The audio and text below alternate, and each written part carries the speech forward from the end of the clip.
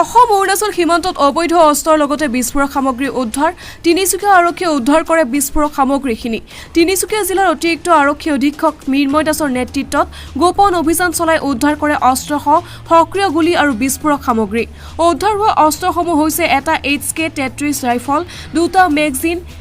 130 সক্ৰিয় গুলী আৰু বিস্ফোৰক সামগ্ৰী আজি সংবাদমেল যোগে IGP সত্যৰাজ হাজৰিকা তিনিচুকীয়া আৰক্ষী অধীক্ষক গৌৰৱ অভিজিত দিলীপ অতিৰিক্ত আৰক্ষী অধীক্ষক মৃন্ময় দাসে কয় যে আলফা স্বাধীনতা দিৱসৰ প্ৰাকখনত ৰাজ্যৰ বিভিন্ন স্থানত বোমা সংস্থাপন কৰাৰ বিষয়ে জনোৱাৰ পাছতেই আৰক্ষীয়ে অভিযান অব্যাহত ৰাখিছিল আৰু 31 আগষ্ট পুৱা পেঙেৰি অঞ্চলত অভিযান চলাই এই সমূহ সামগ্ৰী উদ্ধাৰ কৰে বুলি জানিবলৈ দিয়ে নিউজ এক্সপোৰ্ট অৰুণোদয় অসম আমাৰ এই 15 আগষ্টৰ আগৰ পৰাই আমাৰ আলফা গ্ৰুপ ম্যানমাৰৰ পৰা সোমোৱা বুলি খবৰ আছিলে প্ৰচাৰ মাধ্যমতো আছিলে সেইটো আমি নিৰৱচ্ছিন্নভাৱে সেইটো বস্তু আমি তদন্ত কৰি আছিলোঁ কৰি থকাৰ পিছত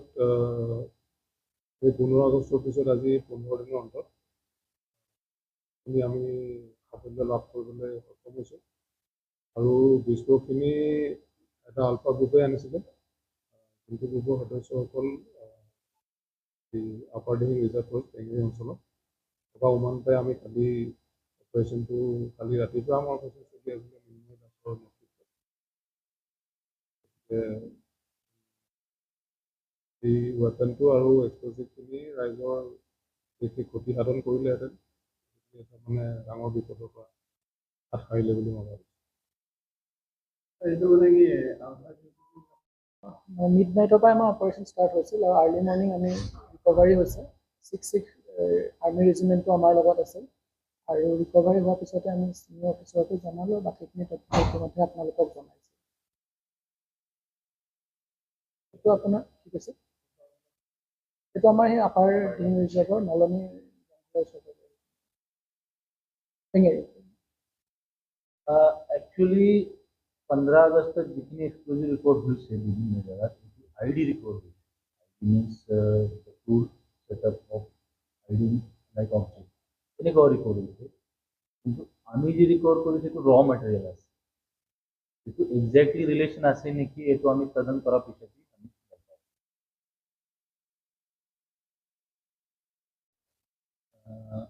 আমি ৰিকভাৰী যি হৈছে লোকে আমি যে অপাৰেশ্যন চলাইছোঁ অপাৰেশ্যনত আমি তথ্য পাইছিলোঁ কোনোবা জেগাত এইটো বস্তু আছে এইটো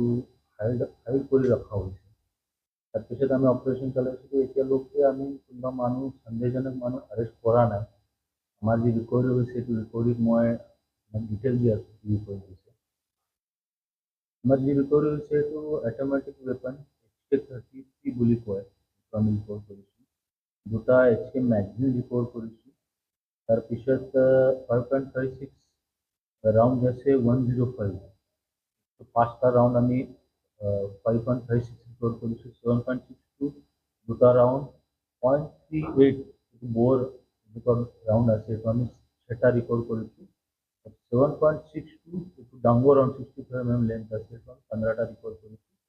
আৰু তাৰ লগত আমি এক্সপ্লোজিভ রিকর্ড করেছি এক্সপ্লোজিভ কি গ্রেড আছে কোনটো ম্যাটেরিয়াল আছে তো আমি এক্সপ্লোজিভ লম কিন্তু এইটো এক্সপ্লোজিভ around 1 kg আছে to explosive enough to kill 5 to 10 people if it is made into the eye. এনেকুৱা বস্তু আমি ৰিকৰ্ড কৰি আছোঁ আৰু এইটো যে অপাৰেশ্যন আছে এইটো আমাৰ অপাৰেশ্যন 6 আৰ্মিৰ লগত আমি কৰিছোঁ এণ্ড অপাৰেশ্যন লিড কৰিছে আমাৰ additional headquarter Mrinmoy Das further যে আমাৰ ইনভেষ্টিগেশ্যন আছে এইটো চলিব আৰু আকৌ কিবা জেগাত আছে নেকি আৰু কিবা ৰিকভাৰী হ'ব নেকি আৰু যি সন্দেহজনক গ্ৰুপ আছে তাত যেনেকুৱা কৈছে গ্ৰুপ ক'ত আছে তেনেকুৱা হৈছে এইটোৰ ওপৰত আমি আমাৰ তদন্ত